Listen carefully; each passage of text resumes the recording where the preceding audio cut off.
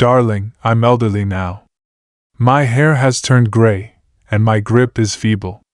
I spend each day seated near the pane, gazing at the foliage beyond. The breeze gently sways the branches, and thoughts of yesterday flood my mind. Recollections arrive like tides. Some bring joy to my face, while others fill my eyes with tears that I once had espoused. Her name was Sarah. She was gentle and lovely, with a tender grin that lit up every moment. We raised 3 kids, 2 sons and a daughter. I labored tirelessly each day to provide them a fine existence. I longed for them to enjoy what I never knew. My wife managed the household, prepared dishes, and assisted the kids with their studies. Our dwelling echoed with giggles and affection. Time flew, and the young ones matured. They attended classes, formed bonds, and began spending fewer moments with us. I comprehended, they had to discover the world, but it still left me downhearted. Sarah would always reassure me. They'll return. They cherish us. I trusted her. Then one day, Sarah fell ill. She remained bedridden for several weeks. I tended to her, fixed her meals, and stayed close by. I shared tales to amuse her, but she lacked the strength. She gazed at me and whispered, "Look after the kids. They rely on you." That night, she shut her eyes and never awoke. My spirit shattered into shards. The dwelling grew still and empty. I yearned for my offspring to remain with me and chase away the quiet, but they were caught up in their own worlds. They dropped by rarer and rarer point. One afternoon, they gathered around me and stated, "You can't dwell solo. It's wiser for you to reside in a senior facility." I wished to refuse, but I saw no alternative. My soul ached, but I agreed and departed with them. Now, I rest here solitary. The daylight hours drag, and the evenings chill. I ponder Sarah and the existence we shared. I question myself. Did I falter as a parent? Did I err somehow? Yet no replies come, only hush. This spot is named Golden Years Residence. It's neat and serene. Fellow seniors are here, perched in their seats, adrift in their musings. A few chat with me, but mostly, I remain by myself. The caregivers are gracious, though occupied. They deliver my plate, administer my pills, and occasionally beam at me. Each dawn, I rise promptly. I settle by the pane and observe the sun climb. The glow brushes the heavens with hues, and briefly, serenity washes over me. Then the routine resumes, and the void returns. I reflect on my offspring. Where might they be? Are they content? Do they recall me? I recall the days I hoisted them atop my shoulders. We visited the playground, enjoyed playtime, and chuckled. I toiled extended shifts to purchase them fresh outfits and playthings. I showed them how to pedal their cycles and aided with their assignments. My palms grew weary, but my soul brimmed. They were my honor, my delight, my world. But today, they're distant. They ring me at times, but their tones rush. "How are you, Pop?" they inquire. And before I reply, they add, "We're swamped." Stay well. I get it, existence is tough, and they've built their own households now. Yet I crave more drop-ins. One day, a caregiver handed me a journal. She suggested, "Jot your recollections. It'll ease your heart." Initially, I was unsure what to pen. My fingers quivered clutching the pencil. But soon the phrases poured out. I described Sarah, her gentle tone, her chuckles. I chronicled my kids, their initial strides, their first phrases, their radiant grins. The journal turned into my companion. Each dusk, I scribbled prior to slumber. It seemed like confiding in a listener, unloading my sorrow and fondness. I dreamed that someday, my offspring would peruse it and grasp my deep affection. But at times I doubt if they'll ever glance at it. Perhaps they're too occupied to bother. Perhaps they'll overlook me, just as they neglected to drop by. These notions weigh on my soul, but I persist in writing. It's my sole outlet. The routine at the residence repeats endlessly. Morning meal at 8, midday at noon, supper at 6. In between, I linger by the pane or in the yard. The yard is modest, but it boasts blooms, roses, daisies, tulips. Occasionally, I observe the sparrows. They chirp and soar unbound, and I ponder if they sense bliss or isolation like I do. One midday, a youthful lad arrived for a drop-in. He was the offspring of one of the caregivers. He beamed at me and greeted, "Hey, Gramps." His beam evoked my baby boy from childhood. The lad plopped next to me and queried, "Got any tales?" I nodded and launched into my youth. I shared about the hamlet of my upbringing. Lush meadows, lofty trees, and a pristine stream where we splashed. I recounted my pal John and our tree climbing, hide-and-seek adventures. As I narrated, the lad's gaze sparkled with thrill. For an instant, I felt vibrant once more, imparting my past to an eager ear. After he departed, an odd blend of feelings stirred. I was glad to converse with him, yet it stirred thoughts of my kin. I wondered if my grandkids knew of me. Do they grasp how deeply I yearn for them? Do they know how I ache to cradle them and share tales too? One dusk, I requested the caregiver if I could ring my oldest boy. She passed me the device, and I punched his digits with unsteady fingers. He picked up after several tones. "Hi, Pop," he uttered, his tone remote. I shared I longed for him and craved a sighting. He replied, "I'll aim to drop by shortly." But his pledge rang hollow, like an unkept vow. That night, slumber evaded me. I fixed on the roof, musing on Sarah. She'd have known the fix. She always rallied the clan, warming the dwelling with fondness. Without her, all crumbled. I miss her beyond expression. I clutched the journal to my breast. "Sarah," I murmured, "if you hear me, urge our kids to arrive. Tell them I linger, awaiting." My tone broke, and droplets traced my face. The ache in my soul was unbearable, but hope endured. Perhaps someday they'll recall me. Days became weeks, and I lingered by the pane each midday. I anticipated spotting one of my kids' vehicles pull up. Each engine rumble quickened my pulse. But always there was another, a guess for a neighbor or a supply truck.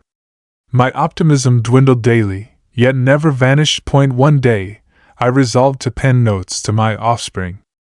I located an aged journal and pencil in my nightstand. My fingers shook as I started. The initial note was for my oldest boy. I described my days here, the hushed routines and recollections that sustained me. I evoked the moments I clasped his tiny palm, guiding his steps and cycle rides. The next note was for my girl. I penned of her beam, how she'd hum aiding her mom in the galley. I shared my pride at her university completion. "You're my ray of light," I inscribed, as I dubbed her in youth. The final note was for my baby boy. I recalled our angling outings and his glee at landing his first catch. I shared missing his quips and merriment, which once rang through the home. Upon finishing, I neatly creased each note and tucked them into casings. I requested the caregiver to post them. She grinned warmly and assured, "Certainly, Mr. Carter. I'll dispatch them promptly." For the first occasion in weeks, a faint glow of optimism flickered. The following dawn, I strolled to the yard. The breeze was crisp, and the blooms danced in the gust. I perched on a seat and shut my lids, envisioning my kids scanning the notes. I pictured their countenances, moved by my phrases, resolving to visit. But days elapsed, and silence reigned. No rings, no replies, no arrivals. My soul throbbed, but I urged patience. "They're occupied," I reasoned. "Perhaps the notes will stir them." I clung to this like a buoy, nurturing my hope. That dusk, as I lingered by the pane, the youthful lad from before returned. He bore a tiny sketch he'd crafted, a depiction of me beneath a tree, grinning wide. "For you," he offered, passing the sheet. My gaze brimmed. "Thanks." I breathed, voice faltering. The lad's warmth thawed my soul. It recalled that amid gloom, light persists. And though my own kids distanced, this wee lad sparked a grin, if only briefly. One dawn, as I perched by the pane, the caregiver entered bearing a note. "Mr. Carter," she beamed. "Mail for you." My pulse surged as she offered the casing. The script was known, from my oldest boy.my fingers quaked opening it, eyes devouring each phrase. He expressed regret for the delay. He detailed his hectic routine, grueling career, and frequent thoughts of me sans time. He vowed a prompt visit with his young ones, my grandkids, unseen for years. My gaze welled with droplets of ease and yearning. For the first stretch in months, joy flickered. I reread the note endlessly, etching every phrase. I displayed it to the caregiver, who beamed and affirmed. "See? They cherish you, Mr. Carter." Her assurance fueled hope. Yet inwardly, I pondered if the visit would materialize. A week fled, then another. Daily, I peered out, awaiting his ride. Fellow dwellers noted my thrill and queried. "My boy's arriving," I shared, beaming proudly. Their gentle phrases bolstered me. But as weeks piled, uncertainty seeped. One midday, I chose to pen anew. This round to my girl. I shared the note from her sibling and its uplift. I evoked our chats on her aspirations. "I miss our talks," I inscribed, hoping to touch her chord. I passed the note to the caregiver for posting, and resumed waiting. The wait tested, but my boy's note sustained me. I passed days in the yard, chatting with the frequent visiting lad. He shared of classes, top games, and artist dreams. The lad gifted another sketch, a clan gathered beneath a tree. "Your kin," he pointed to the shapes. His pure act misted my eyes. I thanked him and set the sketch beside my boy's note. Days stayed solitary, but the lad's kindnesses and my boy's pledge gave purpose to endure. I mused on my wife and her strength counsel. "They'll arrive," I murmured nightly ere rest. As I reclined, eyeing the roof, I pondered my path, kin, and devotion bestowed. "Perhaps they'll grasp someday," I mused. With that, I shut my lids, clutching hope for tomorrow's surprise. One radiant dawn, I stirred to hallway steps. Not the typical caregiver tread. My pulse raced. I propped up, straining ears. Could it be him? My boy? The portal creaked ajar, and there stood my oldest son, upright yet timid. Trailing were two tiny tots, clasping his palms. My gaze brimmed, speech fled. He neared, face blending remorse and fondness. "Dad," he murmured, "I've arrived." I spread my arms, he bent for the clasp. Years since his hold graced me. His young ones, my grandkids, beamed coyly. "Meet Emma and Liam," he presented. They buzzed to greet you. I eyed the tots and grinned. "Hi, Emma." "Hi, Liam," I greeted.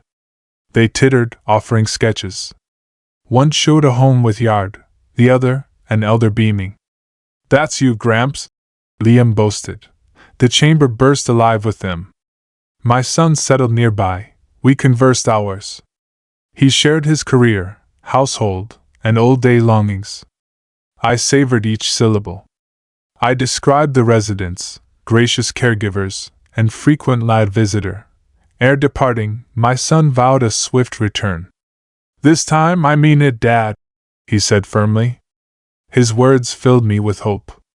I watched as they walked out of the door, feeling a mix of joy and sadness. The visit was brief, but it meant everything to me. A few days later, my daughter came to see me. She had received my letter and decided to visit.